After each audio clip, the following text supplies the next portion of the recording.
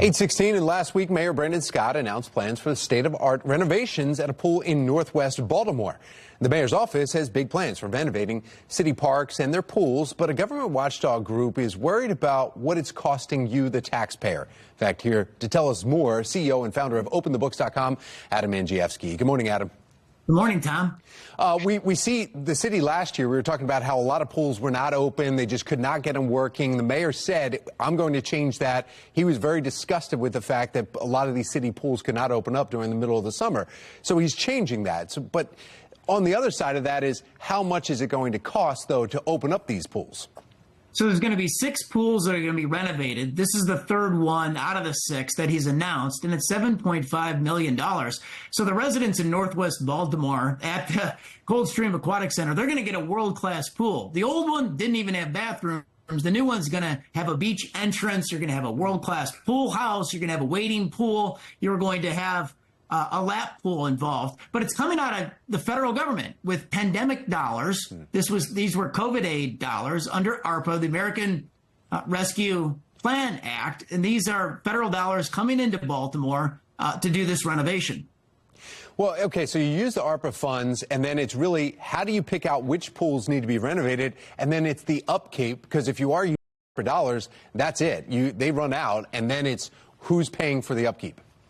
So on a $1 million contract, the city's actually engaged Canon Design. And we looked at the open records portal, the checkbook of the city this morning, and it's $2.5 million since August of 2022 that's been paid for consulting with this firm on the pools.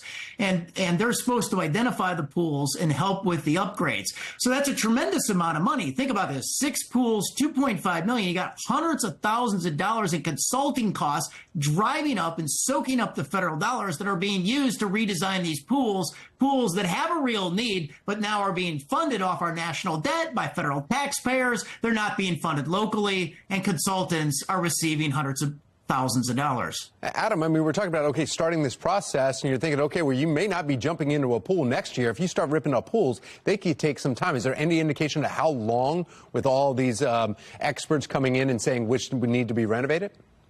Well, yeah. I mean, you had kids breaking into pools last year and having tragedies. So, I mean, there is a real problem in the city, and they need to stagger this on a timely basis to make sure that citizens have access.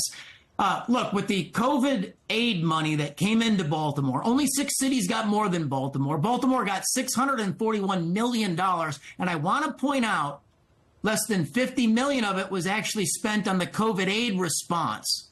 Less than $5 million of it has been spent on health services. And most of that $5 million has been access to health services for migrants. So out of $641 million, most of it's gone to other things, like housing, infrastructure, or parks and recreation.